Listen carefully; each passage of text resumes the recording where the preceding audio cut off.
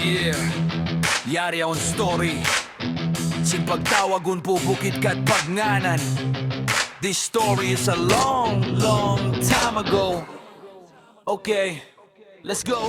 Story inisin magdaragang hambuk subul. Nagluluwan siya habang kasin sayul. Iban mga kahuyaw hambuk makawas sa tao. Maasa hambuk po dito siya dar magapit dan siya magdunggo. Kilasahan siya sin maas niya't siya magulang anak. Sa kabadunggo niya papuin maas magbak. Di matuming waktu ron siya nakadagangin. Bangka naraklimugay mga hangkabulan. Nadayaw maning bangka nagdagang siya magbalik. Di munggo siya papuhin dan masikip. Hahansi pagpo siya lima bay kita niya in maas. Dihilan niya pamarang magtuy kimaon kimawas. Pagdunggo niya padaplakan siya na inu-inu. Bang may tamataod nag-aadjal bang may tamataod daw. Sa kahantang sa kiyublaan in siya na masubuin maas niya kita tuwi masuk na inpito.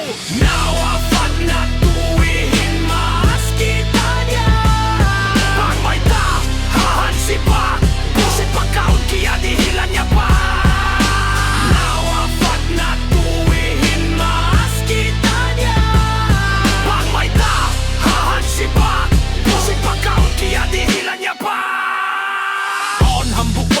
Dumangiin hula, kimusuin hangin, inalon makakubla. Sa busya halaud, yabutan sin hunus takula. Syampik siya pa pumataod, inunok makabugaon. Hanggang taon nagtitindog taga sa jati maod. Dagangan niya mataod, piyak ka naman piyak. Ubus tay para kiyakitaan siya sin maas imulat. Makusog siya tuwin nakurasin puyaon in daw sukod.